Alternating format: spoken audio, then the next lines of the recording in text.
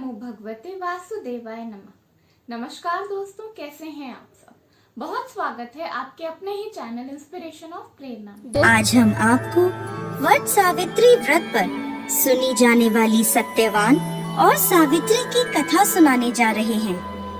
एक समय की बात है, एक अश्वपति नाम के राजा थे। उनकी कोई संतान नहीं थी। राजा ने संतान प्राप्ति के लिए अनेकों यज्ञ किए, जिसके फलस्वरूप उन्हें एक तेजस्वी कन्या की प्राप्ति हुई। राजा ने कन्या का नाम सावित्री रखा। समय बीतता गया और सावित्री विवाह योग्य हो गई। एक दिन राजा ने सावित्री से कहा, सावित्री, अब तुम विवाह योग्य हो गई हो, इसलिए स्वयं अपने लिए योग्य वर की खोज करो। पिता की बात मानकर सावित्री मंत्रियों के साथ यात्रा पर निकल गई। अनेक ऋषियों के आश्रमों, तीर्थों और जंगलों में घूमने के बाद वह राजमहल लौट आई। संयोगवश उस समय उसके पिता के साथ देवर्षि नारद भी थे। सावित्री ने उन्हें प्रणाम किया। राजा अश्वपति ने सावित्री से उसकी यात्रा का समाचार पूछा। सावित्री बोली, पिताजी, तपोवन में अपने माता पिता के साथ निवास कर रहे सत्यवान मेरे लिए योग्य हैं। मैंने मन से उन्हें अपना पति चुना है।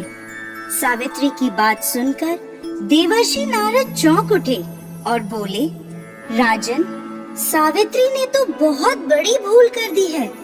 यह सुन अश्वपति चिंतित हो गए और बोले, हे देवर्षि, सत्यवान में ऐसा कौन सा अवगुण है। इस पर नारद जी ने कहा, राजन, सत्यवान के पिता शत्रुओं के द्वारा राज्य से वंचित कर दिए गए हैं। वह वन में तपस्वी जीवन व्यतीत कर रहे हैं और अपनी दृष्टि खो चुके हैं। राजन, सबसे बड़ी कमी यह है कि सत्यवान अल्पायु है। 12 वर्ष की आयु में से अब उसके पास केवल 1 वर्ष की आयु शेष रह गई है। नारद जी की बात सुनकर अश्वपति ने सावित्री को समझाया कि वह किसी दूसरे उत्तम गुणों वाले पुरुष को अपने पति के रूप में चुन ले। सावित्री बोली, पिताजी, नारी अपने जीवन में केवल एक ही पति का वर्ण करती है। अब चाहे जो भी हो, मैं किसी दूसरे को अपने पति के रूप में स्वीकार नहीं कर सकती। पुत्री की हट के आगे पिता विवश हो गए और सावित्री का सत्यवान के साथ पूरे विधि विधान से विवाह करा दिया गया। विवाह के पश्चात सावित्री अपने पति और सास ससुर के साथ वन में रहने लगी। जैसे जैसे समय बीतता जा रहा था, सावित्री के मन का भय बढ़ता जा रहा था। नारद जी के कहे अनुसार जब उसके पति की आयु मात्र 4 दिन बची, तब सावित्री ने 3 दिन पहले से व्रत रखना प्रारंभ कर दिया। अंततः वह दिन भी आ पहुंचा जब सत्यवान की मृत्यु निश्चित थी। चौथे दिन जब सत्यवान लकड़ियां लेने वन को जाने लगा, तब सावित्री बोली, हे नाथ, मैं भी आपके साथ वन को चलूंगी। सत्यवान के मना करने पर भी वह सास ससुर की आज्ञा लेकर अपने पति के साथ वन को चली गई। वन में सत्यवान ने जैसे ही पेड़ से लकड़ी काटना शुरू करा, उसके सर में असहनीय पीड़ा होने लगी और वह पेड़ से उतर गया।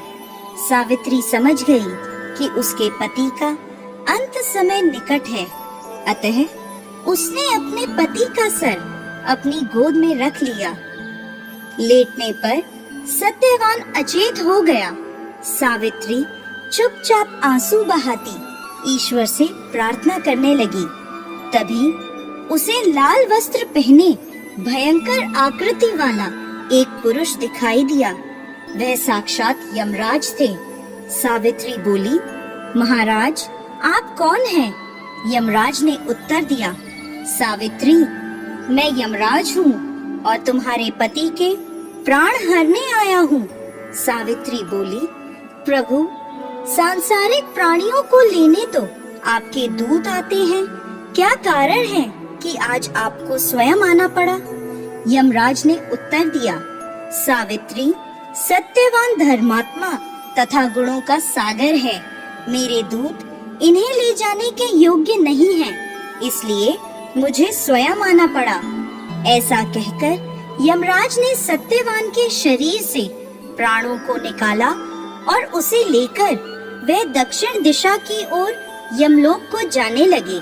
सावित्री भी उनके पीछे पीछे चल दी।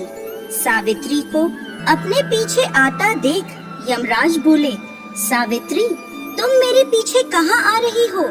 सावित्री बोली, मेरे पति जहाँ जाएंगे मैं भी वहीं जाऊंगी, यही मेरा धर्म है। यमराज के बहुत समझाने पर भी सावित्री नहीं मानी। उसके पतिव्रता धर्म की निष्ठा को देखकर यमराज बोले, तुम अपने पति के बदले कोई भी वरदान मांग लो। सावित्री ने अपने दृष्टिहीन सास ससुर की आंखें मांगी और यमराज ने तथास्तु कहा और आगे चले। फिर से सावित्री उनके पीछे पीछे चल दी। तब यमराज ने सावित्री से कहा, एक और वर मांग लो। तब सावित्री ने अपने सास ससुर के राज्य को वर के रूप में मांग लिया और यमराज ने तथास्तु कहा और आगे चल दिए। सावित्री फिर भी यमराज के पीछे चलने लगी। अब यमराज बोले, चलो और एक वर मांग लो। तब सावित्री ने अपने पिता के लिए 100 पुत्रों का वरदान मांगा। यमराज ने तथास्तु कहकर सावित्री को वापस लौटने को कहा, लेकिन सावित्री नहीं मानी और फिर उनके पीछे चल दी। अब यमराज बोले, सावित्री तुम मुझसे अपने पति के प्राणों के अलावा कोई भी वरदान मांग लो। तब सावित्री ने वर मांगा कि उसके सत्यवान से 100 पुत्र प्राप्त हों। इस बार भी यमराज तथास्तु कहकर आगे बढ़ने लगे, परंतु सावित्री फिर उनके पीछे चल दी। अब यमराज बोले, मैंने तुम्हें सभी मनवांछित वर दे दिए, अब तुम लौट जाओ। तब सावित्री बोली, महाराज आपने मुझे सत्यवान से 100 यशस्वी पुत्रों का वरदान दिया है और सत्यवान के बिना पुत्र कैसे संभव होगा? ऐसा कहकर सावित्री ने यमराज को उलझन में डाल दिया।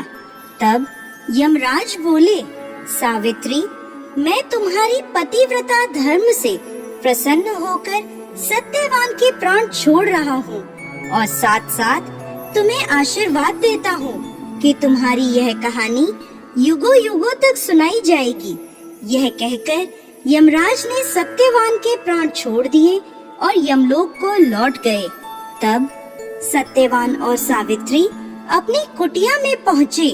वहाँ उनके माता पिता की आँखों की दृष्टि भी लौट आई थी और उन्हें अपना खोया हुआ राज्य पुनः मिल गया था। दोस्तों, यह थी वट सावित्री की व्रत कथा। यह व्रत करने और कथा सुनने से विवाहित स्त्रियों के जीवन के सभी दुख दूर होते हैं और उनके पति को लंबी आयु मिलती है।